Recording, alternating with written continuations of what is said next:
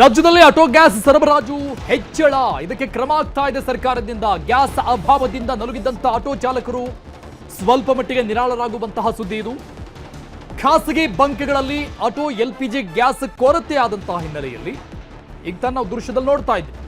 ಆ ರೀತಿಯಾದಂತಹ ಸಮಸ್ಯೆ ಹಿನ್ನೆಲೆಯಲ್ಲಿ ಈಗ ಸರ್ಕಾರಿ ಸ್ವಾಮ್ಯದ ಕಂಪನಿಗಳಿಂದ ಹೆಚ್ಚುವರಿಯಾಗಿ ಗ್ಯಾಸ್ ಸರಬರಾಜು ಮಾಡುವುದಕ್ಕೆ ಸರ್ಕಾರ ಕ್ರಮ ತೆಗೆದುಕೊಂಡಿದೆ.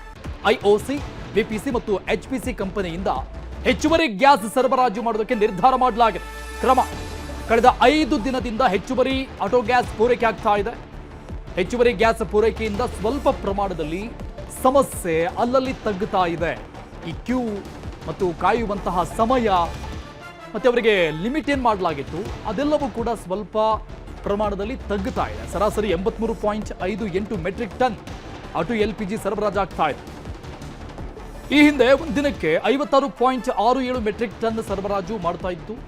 ಸರ್ಕಾರಿ ಸ್ವಾಮ್ಯದ ಕಂಪನಿಗಳು ಸರಬರಾಜು ಮಾಡ್ತಾ ಇದ್ದಂಥ ಪ್ರಮಾಣ ಇದು. ಕಳೆದ 5 ದಿನದಿಂದ ಈ ಒಂದು ಪ್ರಮಾಣ ಜಾಸ್ತಿ ಆಗಿದೆ. ಸರ್ಕಾರ ಕ್ರಮವನ್ನು ತೆಗೆದುಕೊಂಡಿದೆ. 5 ದಿನದಿಂದ ಹೆಚ್ಚುವರಿ ಗ್ಯಾಸ್ ಪೂರೈಕೆ ಆಗ್ತಾ ಇದೆ. ಸೊ ಈ ಹಿನ್ನೆಲೆಯಲ್ಲಿ ಬೇಕಾಗಿರುವಂತಹ ಗ್ಯಾಸ್ ಪ್ರಮಾಣ ಏನಿದೆ ಅದು ಮತ್ತು ಸಮಸ್ಯೆ ಏನಿದೆ ಅದನ್ನು ತಗ್ಗಿಸುವಂತಹ ಕ್ರಮಗಳಾಗ್ತಾ ಇದೆ ಸರ್ಕಾರದಿಂದ.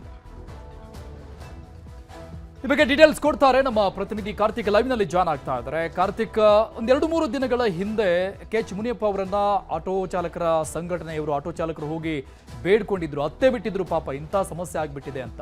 ಸೊ ಫೈನಲಿ ಇಂಥದ್ದೊಂದು ನಿರ್ಧಾರ ಸರ್ಕಾರದಿಂದ, ಇಂತಹ ಒಂದು ಕ್ರೂಷಿಯಲ್ ಮೂಮೆಂಟ್ ಅಲ್ಲಿ ಬಂದಿರುವಂಥದ್ದು ನಿರಾಳತೆ ಮತ್ತು ಸರ್ಕಾರ ಮಾಡಬೇಕಾಗಿರುವಂಥ ಕೆಲಸ ಇದು.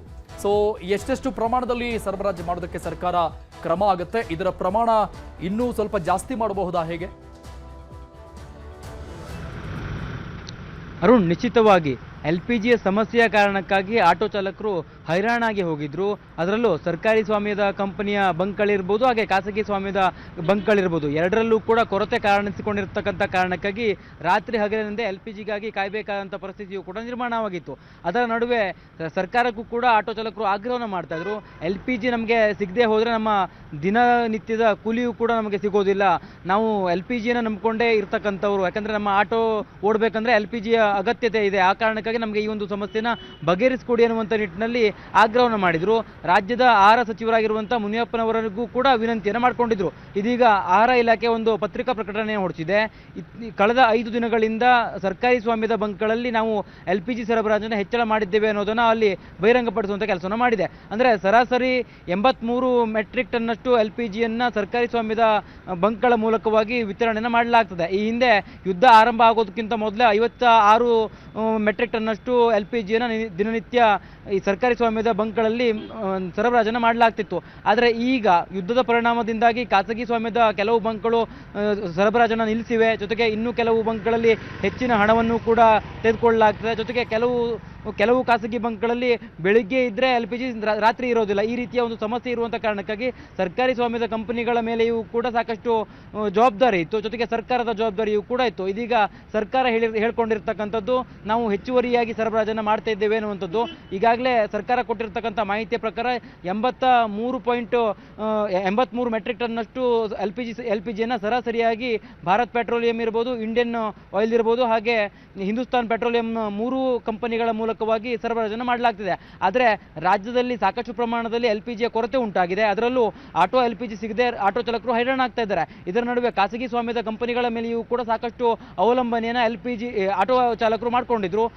ಈಗ ಸ್ವಲ್ಪ ಪ್ರಮಾಣದಲ್ಲಿ LPGಯನ್ನು ಹೆಚ್ಚುವರಿಯಾಗಿ ಸರಬರಾಜು ಮಾಡ್ತಿರುವಂಥ ಕಾರಣಕ್ಕಾಗಿ ಸರ್ಕಾರಿ ಸ್ವಾಮ್ಯದ ಕಂಪನಿಗಳು ಹೆಚ್ಚುವರಿ LPGಯನ್ನು ಸರಬರಾಜು ಮಾಡ್ತಾ ಇರುವಂಥ ಕಾರಣಕ್ಕಾಗಿ ಒಂದಿಷ್ಟು ನಿರಾಳವನ್ನು LPG ಆಟೋ ಚಾಲಕರಿಗೆ ಕೊಟ್ಟಂತಾಗಿದೆ. ಒಟ್ಟಾರೆಯಾಗಿ ಇನ್ನು ಮುಂದಿನ ದಿನಗಳಲ್ಲಿ ಇನ್ನಷ್ಟು ಸಮಸ್ಯೆ ಉದ್ಭವ ಆಗುವ ಪೂರ್ವದಲ್ಲಿಯೇ ಸರ್ಕಾರ ಎಚ್ಚೆತ್ತುಕೊಳ್ಳಬೇಕಾಗಿದೆ. ಇನ್ನಷ್ಟು ಸರಬರಾಜನ್ನು ಹೆಚ್ಚಳ ಮಾಡಬೇಕಾಗಿದೆ. ಏನಾದರೂ ಮನವಿ ಸಲ್ಲಿಕೆ ಮಾಡಬಹುದು ಅನ್ಸುತ್ತಾ ರಾಜ್ಯ? ಯಾಕಂದ್ರೆ ಈಗ ಕದನ ವಿರಾಮ ಘೋಷಣೆ ಆಗಿರೋ ಹಿನ್ನೆಲೆಯಲ್ಲಿ ಹರ್ಬುಜಿ ಕಣಿವೆ ಓಪನ್ ಆಗಿದೆ. ಸ್ವಲ್ಪ ಇಮಿಡಿಯೇಟ್ ಆಗಿ, ಯಾಕಂದ್ರೆ ಇಲ್ಲಿ ಬ್ಯಾಲೆನ್ಸಿಂಗ್ ಮಾಡೋದಕ್ಕೆ 2-3 ದಿನಗಳಲ್ಲಿ ಆಗೋದಿಲ್ಲ ಟೈಮ್. ಸೊ ಹಾಗಾಗಿ ಸ್ವಲ್ಪ ಹೆಚ್ಚಿನ ಪ್ರಮಾಣದಲ್ಲಿ ನಮಗೆ ಕಳಿಸ್ಕೊಡಿ ಅನ್ನುವಂಥ ನಿಟ್ಟಿನಲ್ಲಿ ಮನವಿ ಮಾಡಬಹುದಾ ಕೇಂದ್ರಕ್ಕೆ? ಅರುಣ್, ಈಗಾಗಲೇ 6 ಸಚಿವರು ಸೇರಿದಂತೆ ಸಿಎಂ ಸಿದ್ದರಾಮಯ್ಯನವರು ಕೂಡ ಕೇಂದ್ರ ಸರ್ಕಾರಕ್ಕೆ ಈ ವಿಚಾರಕ್ಕೆ ಸಂಬಂಧಪಟ್ಟಂತೆ ಪತ್ರವನ್ನು ಬರೆದಿದ್ದಾರೆ. ಜೊತೆಗೆ ಕೇಂದ್ರ ಸರ್ಕಾರವು ಕೂಡ ಈ ವಿಚಾರವಾಗಿ ಎಲ್ಲ ರಾಜ್ಯದ ಮುಖ್ಯ ಕಾರ್ಯದರ್ಶಿಗಳಿಗೆ ಒಂದು ಪತ್ರವನ್ನು ಬರೆದಿದೆ. ಪೆಟ್ರೋಲಿಯಂ ಸಚಿವಾಲಯ ಬರೆದಿರುವಂತಹ ಪತ್ರದಲ್ಲಿ ರಾಜ್ಯದ ಎಲ್ಲ ರಾಜ್ಯಗಳಿಗೂ ಕೂಡ 70%ನಷ್ಟು ಕೈಗಾರಿಕೆಗಳಿಗೆ LPGಯನ್ನು ವಿತರಣೆ ಮಾಡೋದಕ್ಕೆ ಸರ್ಕಾರ ನಿರ್ಧಾರವನ್ನು ತೆಗೆದುಕೊಂಡಿದೆ. ಜೊತೆಗೆ ಇಲ್ಲಿ ಇನ್ನೂ ಒಂದು ವಿಚಾರನ ಗಮನಿಸಬೇಕು. ಕಟ್ಟುನಿಟ್ಟಿನ ಕ್ರಮವನ್ನು ಜರುಗಿಸಿ, ಜೊತೆಗೆ ಯಾವುದೇ ರೀತಿಯ ಆದೇಶವನ್ನು ಉಲ್ಲಂಘನೆ ಆಗದೇ ಇರುವ ರೀತಿಯಲ್ಲಿ LPGಯನ್ನು ವಿತರಣೆ ಮಾಡಿ ಅನ್ನುವಂಥ ಒಂದು ಸೂಚನೆಯನ್ನು ಕೂಡ ಕೇಂದ್ರ ಸರ್ಕಾರ ಕೊಟ್ಟಿದೆ. ಜೊತೆಗೆ ರಾಜ್ಯದಲ್ಲಿಯೂ ಕೂಡ LPGಯ ಕೊರತೆ ಇರತಕ್ಕಂಥ ಕಾರಣಕ್ಕಾಗಿ ಈಗ ಸರ್ಕಾರಕ್ಕೂ ಕೂಡ ರಾಜ್ಯ ಸರ್ಕಾರವೂ ಕೂಡ ಕೇಂದ್ರ ಸರ್ಕಾರಕ್ಕೆ ಮನವಿಯನ್ನು ಮಾಡಿಕೊಂಡಿತ್ತು. ಇದೆಲ್ಲದರ ನಡುವೆ ಈಗ ರಾಜ್ಯದಲ್ಲಿ ಹೆಚ್ಚುವರಿ LPGಯ ಸರಬರಾಜು ಕೂಡ ಆಗ್ತದೆ ಅನ್ನುವಂಥ ಮಾಹಿತಿಯನ್ನು ರಾಜ್ಯ ಸರ್ಕಾರ ಕೊಟ್ಟಿದೆ. ಇನ್ನೊಂದು ಕಡೆ ಕೇಂದ್ರ ಸರ್ಕಾರವು ಕೂಡ ರಾಜ್ಯದ ಎಲ್ಲ ಮುಖ್ಯ ಕಾರ್ಯದರ್ಶಿಗಳಿಗೆ ಪತ್ರವನ್ನು ಬರೆದು ಕಟ್ಟುನಿಟ್ಟಿನ ಕ್ರಮಬದ್ಧವಾಗಿ LPGಗಳನ್ನು ವಿತರಣೆ ಮಾಡಿ ಅನ್ನುವಂಥ ಆದೇಶವನ್ನು ಕೂಡ ಮಾಡಿದೆ. ಅದರಲ್ಲೂ ಕೈಗಾರಿಕೆಗಳಿಗೂ ಕೂಡ LPGಯ ಕೊರತೆ ಸಾಕಷ್ಟು ಸಮಸ್ಯೆಯನ್ನು ಉದ್ಭವಿಸಿತ್ತು. ಜೊತೆಗೆ LPGಯ ಇಲ್ಲದೇ ಇರುವಂಥ ಕಾರಣಕ್ಕಾಗಿ ಕೈಗಾರಿಕೆಗಳಲ್ಲಿ ಉತ್ಪಾದನೆಯೂ ಕೂಡ ಕುಂಠಿತವಾಗಿತ್ತು. ಇದೀಗ ಕೇಂದ್ರ ಸರ್ಕಾರ 70%ನಷ್ಟು LPGಯನ್ನು ಕೈಗಾರಿಕೆಗಳಿಗೂ ಹಂಚಿಕೆ ಮಾಡೋದಕ್ಕೆ ನಿರ್ಧಾರವನ್ನು ತೆಗೆದುಕೊಂಡಿದೆ. ಜೊತೆಗೆ ಕಳೆದ ಮಾರ್ಚ್ನಲ್ಲಿ ಯಾವ ರೀತಿಯಾಗಿ LPGಯ ಬೇಡಿಕೆ ಇತ್ತು ಅದರ ಆಧಾರವಾಗಿ ಈ ಒಂದು ಮುಂದಿನ ದಿನಗಳಲ್ಲಿ LPGಯನ್ನು ವಿತರಣೆ ಮಾಡ್ತೇವೆ ಅನ್ನುವಂಥ ಒಂದು ಮಾಹಿತಿಯನ್ನು ಕೂಡ ಕೊಟ್ಟಿದೆ.